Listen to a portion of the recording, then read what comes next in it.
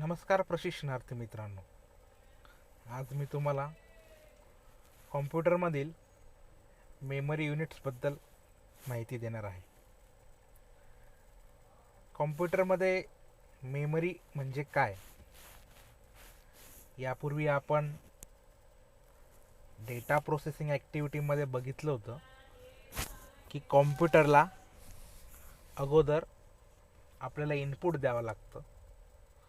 त्यानंतर कॉम्प्युटर आपण दिलेल्या इनपुटवर प्रोसेस करतो आणि त्यानंतर प्रोसेसिंग झाल्यानंतर जो रिझल्ट असतो तो आउटपुटच्या माध्यमातून स्क्रीनवर आपल्याला डिस्प्ले करतो.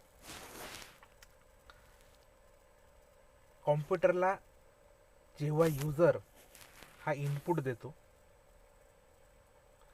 तेव्हा इनपुट दिल्यानंतर इनपुट म्हणजे काय? इनपुट म्हणजे डेटा, रॉ डेटा, आणि त्या डेटावर कॉम्प्युटर प्रोसेसिंग करून मिनिंगफुल डेटा म्हणजेच इन्फॉर्मेशन हा प्रोड्यूस करत असतो. आता कॉम्प्युटरला ॲज अ इनपुट जेव्हा आपण डेटा देतो तेव्हा तो डेटा कॉम्प्युटरच्या मेमरीमध्ये स्टोअर केला जातो.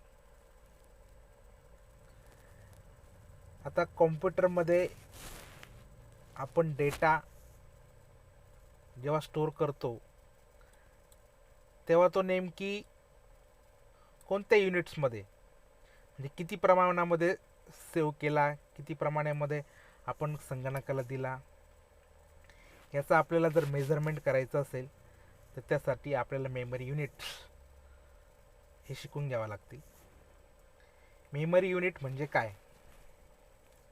मेमरी युनिट म्हणजे अमाऊंट ऑफ डेटा, म्हणजे डेटाचं किती प्रमाण हे कॉम्प्युटरच्या स्टोरेज युनिटमध्ये स्टोअर केलं गेलेलं आहे. त्याच्यानंतर memory unit that in which storage capacity is express in term of bite.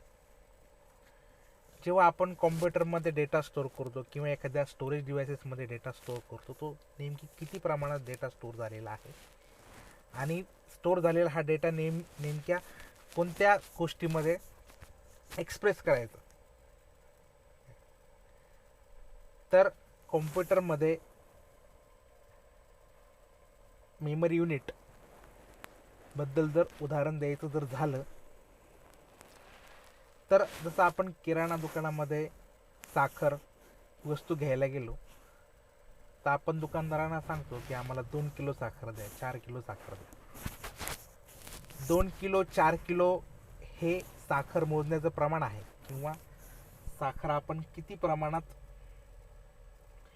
विकत घेतली किंवा आपल्याला किती विकत घ्यायची आहे हे दुकानदाराला कळण्यासाठी आपण ती साखर किलोग्रॅम्समध्ये किंवा ग्रॅम्समध्ये एक्सप्रेस करत असतो. त्याचप्रमाणे कॉम्प्युटरमध्ये डेटा हा किती प्रमाणात स्टोअर झालेला आहे, किती प्रमाणात डेटा स्टोअर करायचा आहे किंवा जे आपण इनपुट देणारे आहे ते इनपुट देणाऱ्या डेटाचं प्रमाण किती आहे हे जर आपल्याला मोजायचं असेल तर त्यासाठी असतात मेमरी युनिट्स.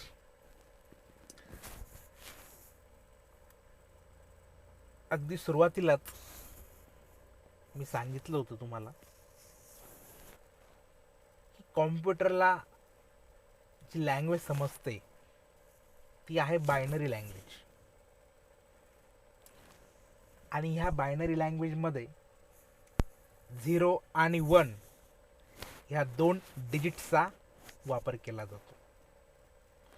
युजरने दिलेला जो डेटा असतो इनपुट म्हणून तो कॉम्प्युटरला समजण्यासाठी तो डेटा 0 आणि 1च्या फॉर्ममध्ये ट्रान्सलेट केला जातो. तो ट्रान्सलेट केल्यानंतर युजरला कॉम्प्युटरला समजतं की नेमकी युजरने काय इनपुट दिलेला आहे. कॉम्प्युटर हा एक डिजिटल इलेक्ट्रॉनिक डिव्हाइस आहे. त्याच्यामुळे त्यामध्ये चालणारं जे काम आहे किंवा कॉम्प्युटर ज्या गोष्टींवर प्रोसेस करतो त्या फक्त 2 डिजिट्सवर तो सर्व डेटा तुमचा प्रोसेस करत असतो. रिझल्ट प्रोड्यूस करत असतो आणि नंतर युजरला समजेल अशा फॉर्ममध्ये ट्रान्सलेट करत असतो. तर बायनरी लँग्वेजमध्ये 0 आणि 1 ह्या 2 डिजिट्सचा वापर केला जातो. 0 म्हणजे ऑफ कंडिशन, 1 म्हणजे ऑन कंडिशन. ओके. तर मेमरी युनिट्समध्ये सुरुवात करत असताना काय आपल्याला, जसं आपण साखरेचं उदाहरण घेतलं तर साखरेच्या उदाहरणामध्ये जर साखरेचं कमीत कमी जर प्रमाण असेल, समजा साखर जर मोजायची ठरली तर आपण ग्रॅममध्ये मोजतो. त्यापेक्षा जर अजून कमी मोजायची असेल तर मिलीग्रॅममध्ये मोजू. Milligram, gram, kilogram, quintal, ton अशा पद्धती, अशा मेमरी युनिट, अशा युनिट्समध्ये आपण साखरेचं मेजरमेंट किंवा साखरेचं मोजमाप करत असतो. त्याच पद्धतीने डेटा जर आपल्याला मेजर करायचा असेल तर त्यासाठी आपल्याला पहिलं युनिट आहे. समजा तुमचा डेटा 0 किंवा 1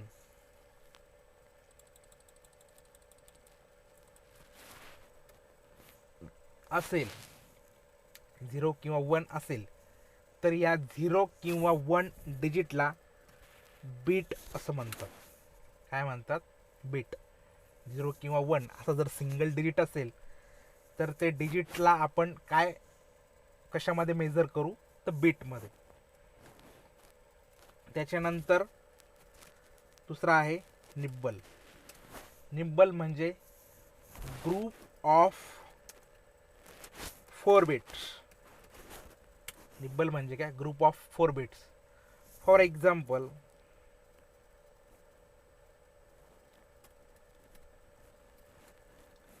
झिरो 1 1 0 असा जर डेटा तुम्हाला सांगितला आणि सांगितलं की नेमकी आता किती डेटा आहे, तर 0 1 1 0 एकूण किती डिजिट्स आहे? 4 डिजिट्स आहे, म्हणजे 4 बिट्स आहे.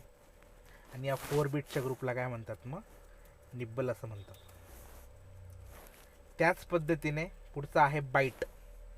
बाईट म्हणजे group of 8 bits called a byte. Group of 8 bits. एका बाईटमध्ये 8 बिट्स असतात. A group of 8 bits called a byte. Okay. त्याच्यानंतर 1 किलोबाईट्स. 1 किलोबाईट्समध्ये किती बाईट्स असतात? तर 1024 बाईट्स. एका किलोबाईट्समध्ये किती बाईट्स असतात? 1024 बाईट्स. 1 मेगाबाईट म्हणजे 1 MB मध्ये 1024 किलोबाईट्स असतात. 1 गिगाबाईट म्हणजे GB, त्याच्यामध्ये एकूण 1024 MB 1024 मेगाबाईट्स असतात. त्याच्यानंतर 1 TB म्हणजे 1 टेराबाईट म्हणजे 1024 GB. आणि 5th नंबरचा आहे petabyte, PB. 1 petabyte is equal to 1024 terabyte. अशा ह्या मेमरी युनिट्समध्ये डेटाचं मेजरमेंट केलं जातं. परत एकदा मी तुम्हाला रिपीट करतो. फक्त 0 आणि 1 असेल, सिंगल डिजिट असतील त्याला बीट असं म्हणतात. 4 बिट्सच्या ग्रुपला निब्बल असं म्हणतात. Group of 4 bits is called a nibble. Byte, a group of 8 bits called a byte. एका बाईटमध्ये एकूण 8 बिट्स असतात. 1024 बाईट्स म्हणजे 1 किलोबाईट. 1024 किलोबाईट्स म्हणजे 1 मेगाबाईट. आणि 1024 मेगाबाईट म्हणजे 1 गिगाबाईट. आणि 1024 गिगाबाईट्स म्हणजे 1 टेराबाईट. आणि 1024 टेराबाईट म्हणजे 1 पेटाबाईट. प्रॅक्टिकली आपण बऱ्याच गोष्टी मोबाईलच्या असतील. तुझी रॅम किती जी बीची आहे, तुझ्या मोबाईलमध्ये किती डेटा स्टोअर होतो काय, त्याच्यानंतर तुझ्या कॉम्प्युटरचे हार्ड डिस्क किती आहे, या सर्व गोष्टींचं उत्तर देताना आपल्याला त्या पर्टिक्युलर स्टोरेज डिव्हाइसमध्ये किती प्रमाणात डेटा आपण स्टोअर करू शकतो काय, त्याचं उत्तर मिळत असतं. अशा पद्धतीने सर्वांनी मेमरी युनिट्स लक्षात घ्या आणि हे जे 1 ते 5 दिलेले आहे हे सर्वांनी लक्षात ठेवा, वारंवार त्याचा अभ्यास करा. काय परीक्षेमध्ये हे महत्त्वाचे प्रश्न नेहमी विचारले जातात.